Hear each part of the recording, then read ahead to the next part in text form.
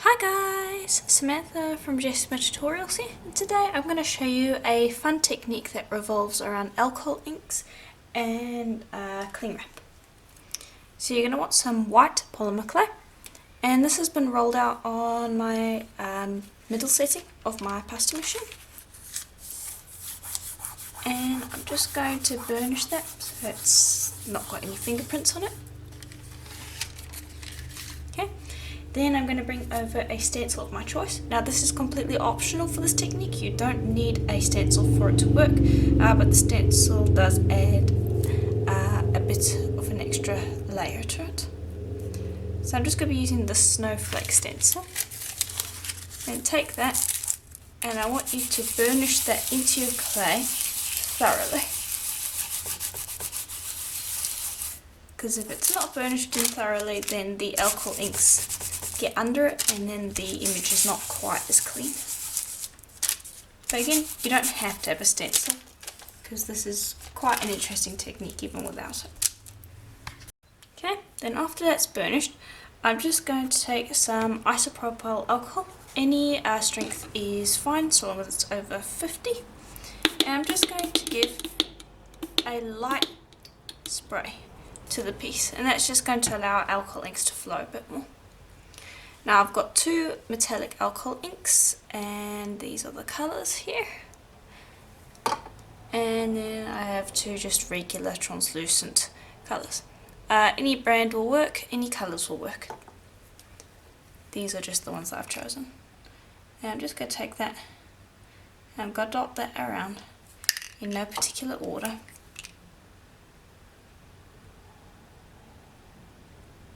And you can see that the isopropyl alcohol that we sprayed on helps this spread quite a bit, which is really what we want. Now you can see that ink is definitely going under the silk screen. That's completely normal, not something to worry about. The silk screen still will carry, not silk screen, stencil. The stencil will carry quite a bit. It will still leave an image later on, so don't worry if you see ink going under the stencil. Okay, I might add a little more purple, and I'm just going to continue adding ink until I'm happy. Okay, now I'm decently happy. I'm just going to give this one more spray just to help the ink spread around with the next step, where you're going to bring over some glad wrap or cling wrap. Let me just grab a piece. And just take that, scrumple it up so that you create, so that it's not all nice and clean. That's not something that you want. Okay, I'm just going to unravel that a bit. And then I want you to take that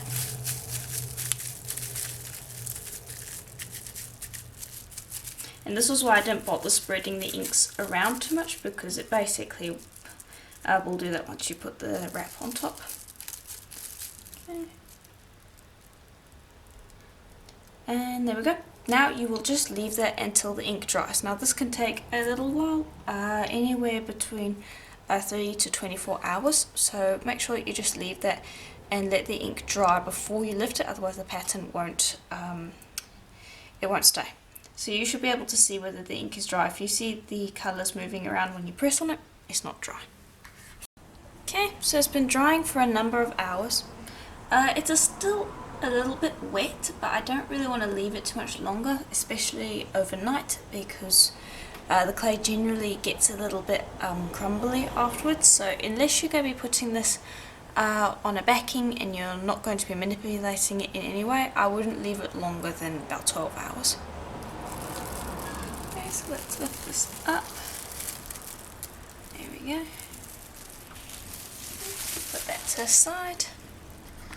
Okay, and then lift up your stencil.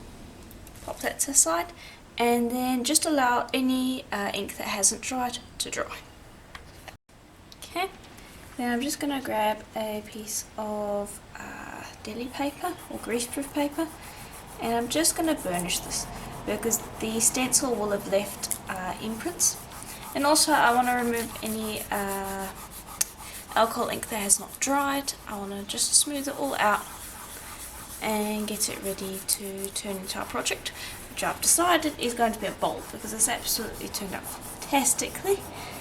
And I just don't have the heart to cut it up into little pieces. You of course can do that if you want to, I'm not saying you can't, but I'm going to be turning it into a bowl today, just because I want to keep the veneer intact. Okay, and we'll lift this up. Okay, and you can see that did remove excess ink, which is fine. Okay, and that will be pretty much flat now.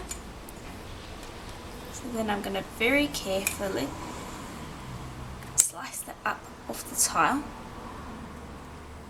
and put that to the side so that I can clean the tile. Okay, so I've just got it upside down on a piece of greaseproof paper, and I rolled out a piece of black clay on the same setting, and I'm just going to pop that over the top and just smooth it down. Make sure, like so, make sure there's no imprints or anything like that. Okay, and then what I'm going to do is I'm going to bring over this snowflake roller that I have, and I'm going to roll a texture across the surface. Okay, and because it's on a piece of paper, it's going to stick a little bit to the roller, that is.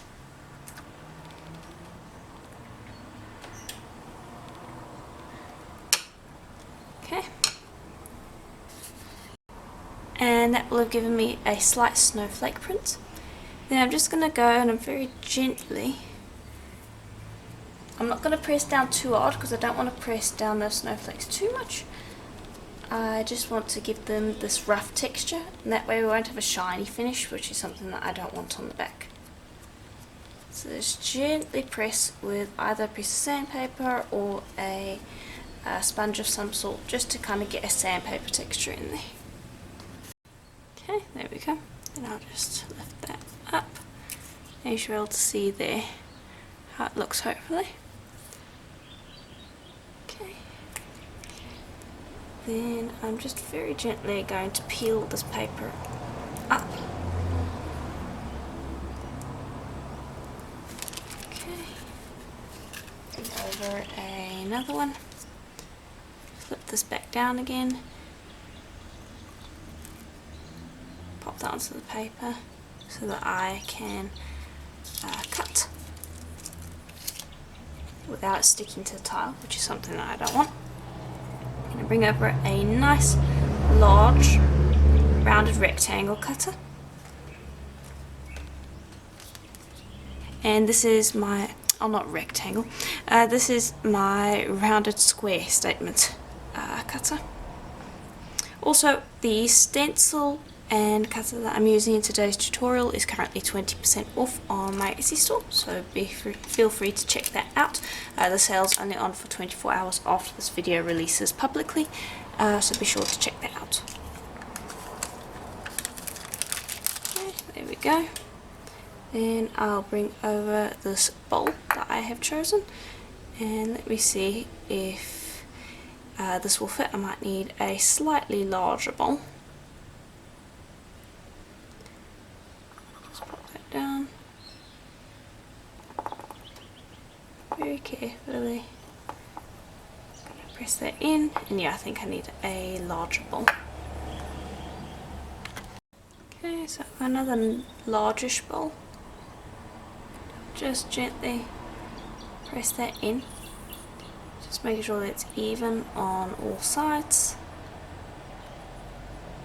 Okay, and then I'll pop that into the oven for a full hour at Primo's recommended temperature, and once it has baked we can sand off the edges just because they're going to want a little bit of cleaning, and then we'll put some little feet on the base of the piece. Okay, and here it is after baking. So now if you want, you can sand the edges if they're uneven. That is completely optional. I'm now going to take a little bit of Polymer black, and I'm just going to warm it up in my hand. And this step's optional, but I feel like it is a little necessary because of how obvious this white line is. All I'm going to do is I'm just going to take some black clay. You can also use black liquid clay. Instead, you can brush black liquid clay along the surface. And all I'm doing is I'm smearing the clay over the surface, and that will dull out that white line, and it will not be anywhere near as visible, which I think will just leave a more professional finish. Okay, and when you're done with that, you may end up with something like this, and you can see that it's just not very even. So make sure to run your hands along the edges just to get rid of any excess clay, and do this gently because you want to flake it off. You don't want to smear it into your back texture. And I'll also do that on the front, and just go along the sides and smooth out any imperfections that you may see. And just in general, smooth it out and get it to look nice and neat. Okay, and here is the result. And I personally just like that better. If you don't, you can completely skip this step. It is not necessary. Okay, then I'm just going to turn that upside down, and I'm going to bring over 3 balls that have been rolled out to be about the same size. I'm just going to take those and I'm going to arrange them in a triangle shape at the base of my piece. I'm just going to move them around so that they look equal.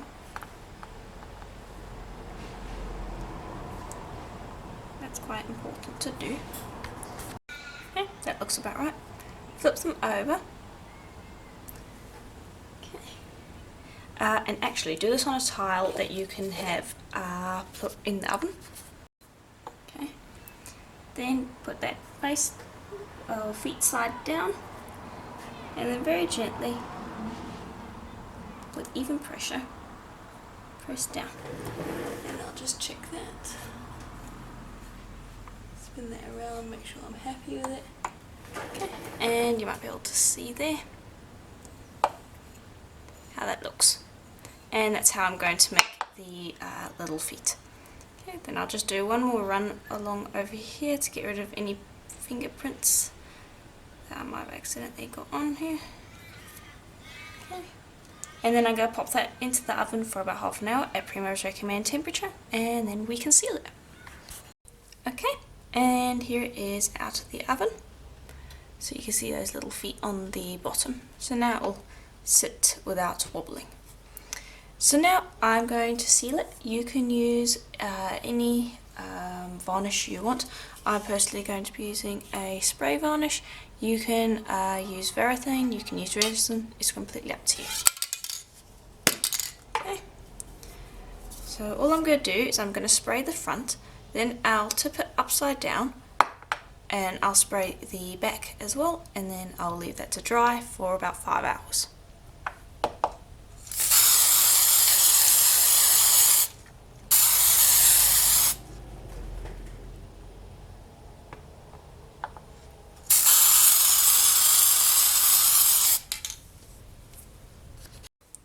Okay, and here it is once it's dried.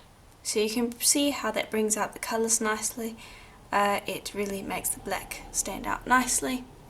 So yeah, of course you can use any varnish to do this. I just like the spray on ones because it gives a nice even coat and typically doesn't drip so long as you're not doing too thick of a coat. So I do like the spray on varnishes. So yeah, anyway, that's pretty much it for the tutorial. Bear in mind that you can use different colours of alcohol ink and different stencils to create different effects.